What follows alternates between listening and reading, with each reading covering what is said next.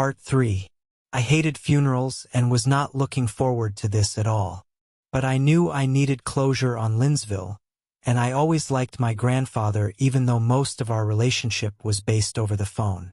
My grandpa was raised there, but retired and moved to Orlando shortly before we moved, giving us his house. He would call us weekly, getting updates from my dad on how the job was going, a job he never really told me what he did exactly, and how Linsville was doing. I had forgotten that for a while, and was reminded as soon as I entered the Linsville township. Apparently, he had helped build the town long ago.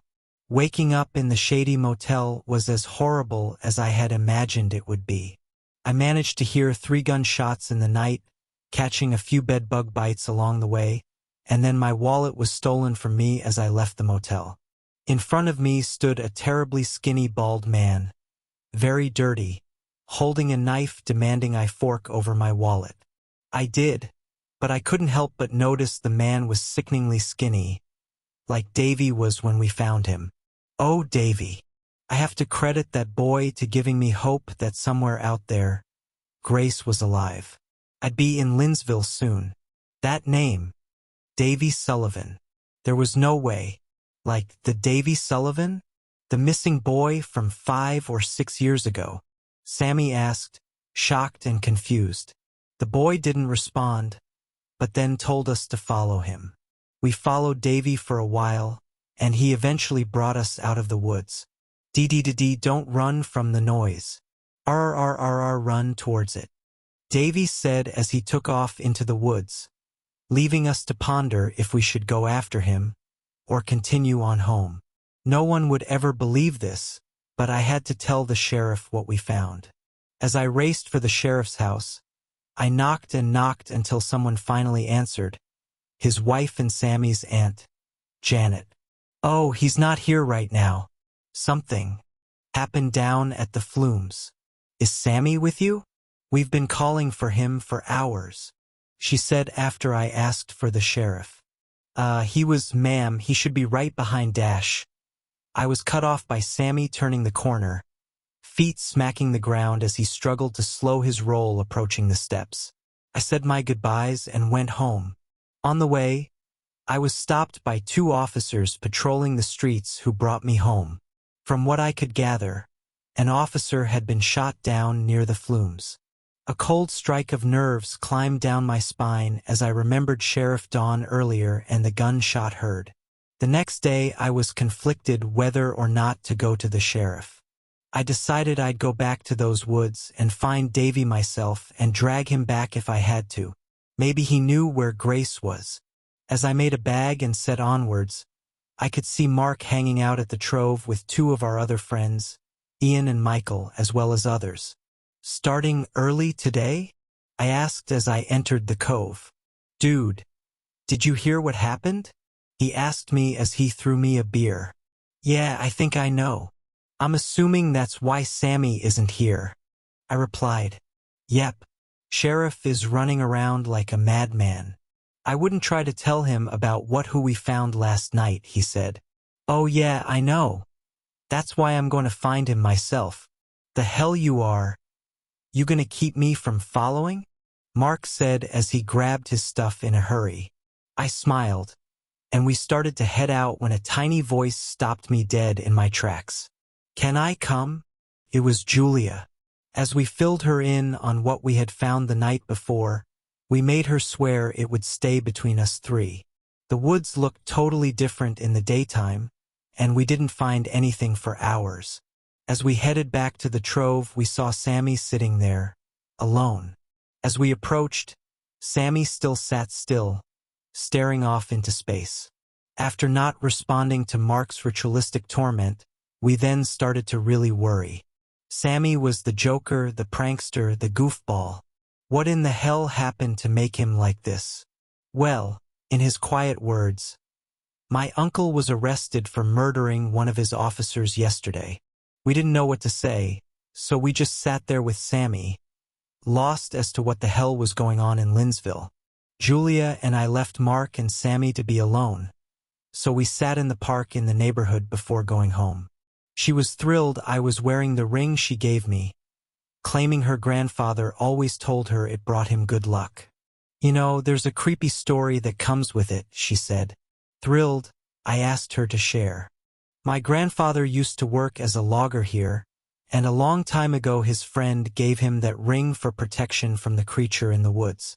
He told my grandfather that the creature hated gold, and would literally repel the creature away. My grandfather didn't believe in any of it, but slipped the ring on his necklace anyways. One night coming back from a large job, his entire view would change. He was attacked, chased by the creature until he snatched his chain off, putting on the ring just in time, saving his life. I know you are into the legends around here, so I thought you'd like it. It just sat in my jewelry box, she concluded. I love it, I responded. As my hand held hers, we shared a kiss which, to me, solidified our relationship. I walked her home and began to head back to the woods by the trove when a voice shouted my name. Confused, unable to see anyone in the thick black night, I slowly realized the person was coming towards me. I could almost recognize him, but failed as my brain began to enter fight or flight. What's up, dickhead? Forget I was coming home today? The man asked as a smile grew from his now recognizable face. It was Tommy, my brother. I had forgotten with everything going on lately, but to be fair, he was supposed to be home on my birthday, but couldn't make it in time. My brother was totally different. He was fun, and I could tell he was truly sorry for the hell he used to cause me. Did you hear about the sheriff? I asked him, eager to fill him in on the recent news. Yeah, Dad told me. Apparently everyone at his work is going mad over it, he said. Do you know what he does? He never wants to talk about it. I asked him. He told me a long time ago that he just sits around all day watching a red light, he said as he threw his hands up in confusion. All right then. How weird. I said, trying to not sound like I didn't believe him. Can I tell you something? Duh, dickhead, he said with a smile. After filling him in on Davy, he agreed to join me in the hunt. We decided to make a night of it and camp out there as well, and made note to stop by the trove to see if Mark and Sammy were still there and if they wanted to join. They were, and they did, but we also acquired the help of Ian and Michael, who brought another tent as well. We set out, made a camp, and split into 2 teams. Ian brought walkie-talkies and Michael brought tape to mark trees so they didn't get lost. This was awesome, or so I thought. Little did any of us know what we would see, what would happen. The 2 teams were as followed: me, Ian, Mark, and then Tommy, Sammy, Michael. I was apprehensive about splitting up with Tommy, but I could tell he was loving this. We then split up in search of the missing boy. The gloomy dark woods were back in all their scary wonder. But this time we were prepared.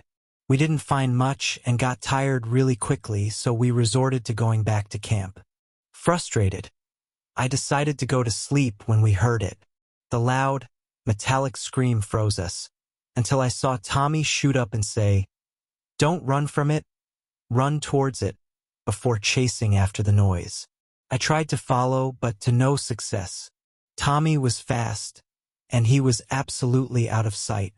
That's when I saw them, 2 hooded figures watching me from the outskirts of the woods, followed by another metallic shriek, which took my eyes away for only a moment, to which the hooded men had disappeared. Loud crunches could be heard in front of me, and a whooshing of wind met my face as the scream belted out again, this time closer. Tree branches swaying back and forth made the dark green leaves burn like open flames of emerald, and I could now see I was surrounded by hooded figures. "No, we can't. Not this one," an old quiet voice said, as the hooded figures disappeared into the night. As I made my way back to camp, I could see Ian, Sammy, and Mark hovering over Michael's dead body, stab wounds causing a massive red puddle of blood under him.